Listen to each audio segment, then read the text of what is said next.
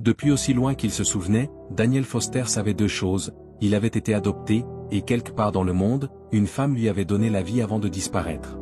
À 32 ans, Daniel était l'un des hommes les plus riches du pays. PDG d'une entreprise technologique prospère, propriétaire de voitures de luxe, de yachts et d'un jet privé, il menait une vie qui semblait parfaite de l'extérieur. Mais à l'intérieur, un vide persistait, un manque que même des milliards ne pouvaient combler point. Pendant des années, ses parents adoptifs, en particulier son père, avaient gardé la vérité sous clé.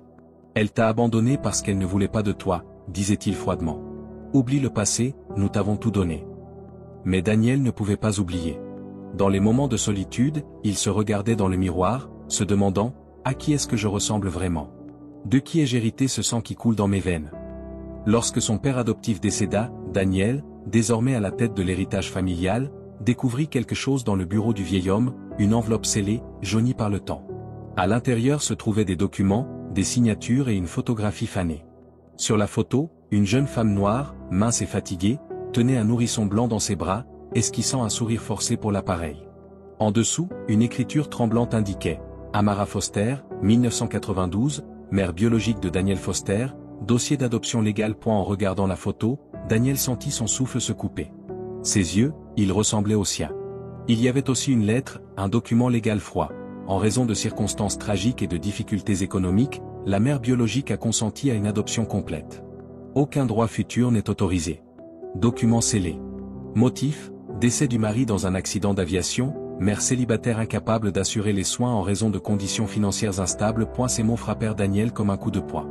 Elle ne l'avait pas abandonné par manque d'amour. Elle y avait été forcée, seule, en deuil, démunie. Et lui avait été arrachée à elle. Pendant des semaines, Daniel ne put dormir. Son cœur brûlait d'une seule pensée: je dois la retrouver. Il engagea les meilleurs détectives privés pour fouiller les anciens registres sociaux. Rien. Aucun certificat de décès, aucune trace. Elle avait disparu, ou du moins, c'est ce qu'il pensait. Puis, un après-midi d'automne frisquet, le destin intervint. Et la rencontre. Daniel venait de terminer un déjeuner d'affaires dans le vieux quartier de la ville. Conduisant sa supercar orange vif, il roulait lentement dans les rues étroites, perdu dans ses pensées. Son esprit revenait sans cesse à la photo dans l'enveloppe, à ses yeux, à son visage. Où es-tu, maman? Es-tu seulement encore en vie? Alors qu'il approchait d'une intersection animée, la circulation ralentit. Daniel jeta un coup d'œil sur le trottoir et la vit. Une femme noire âgée, frêle, courbée sous le poids d'un grand sac en toile. Ses vêtements étaient déchirés, ses pieds nus. Elle avançait lentement, tête baissée, une mendiante oubliée du monde. Mais le cœur de Daniel s'emballa violemment. Ce visage, ses yeux, c'était elle. L'adrénaline jaillit dans ses veines. Sans réfléchir, il écrasa la pédale de frein, sa voiture s'arrêtant dans un crissement au milieu de la rue.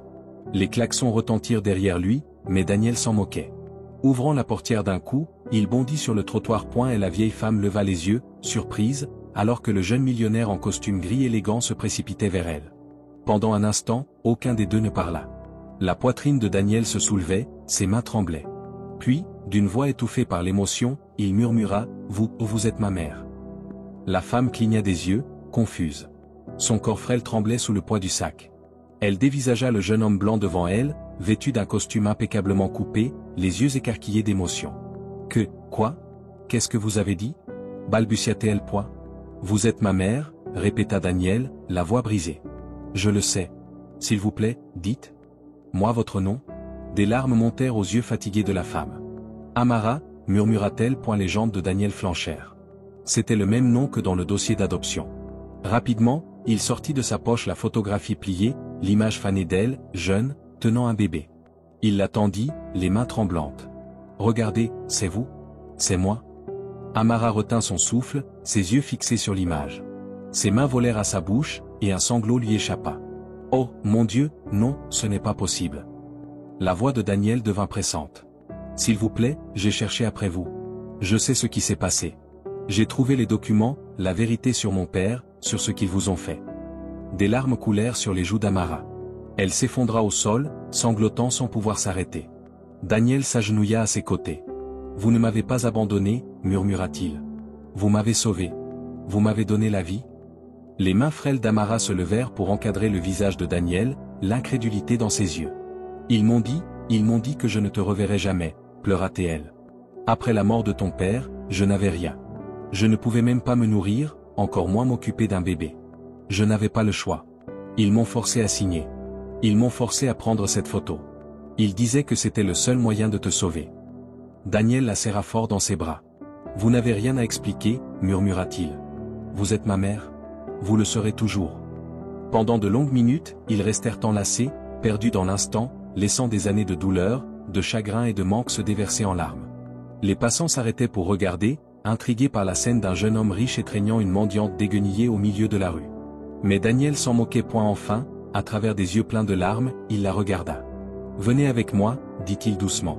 S'il vous plaît, laissez-moi prendre soin de vous maintenant. » Amara secoua la tête faiblement. « Regarde-moi. Je ne suis rien. Je n'ai rien. Toi, tu es un homme riche. Tu n'as pas besoin de moi. » Daniel sourit tendrement. « Vous êtes tout ce dont j'ai toujours eu besoin. J'ai tout l'argent du monde, mais je n'ai jamais eu ma mère. » Lentement, les jambes tremblantes, Amara se laissa aider pour monter dans la supercar. Pour la première fois en des décennies, elle s'assit sur un siège en cuir doux, les larmes continuant de couler sur son visage marqué par le temps. Daniel appela son assistant, trouver le meilleur médecin, les meilleurs soins, et préparer une chambre dans ma maison. Un nouveau départ dans les semaines qui suivirent, Amara reçut des soins médicaux, de nouveaux vêtements et une nourriture saine. Peu à peu, ses forces revinrent.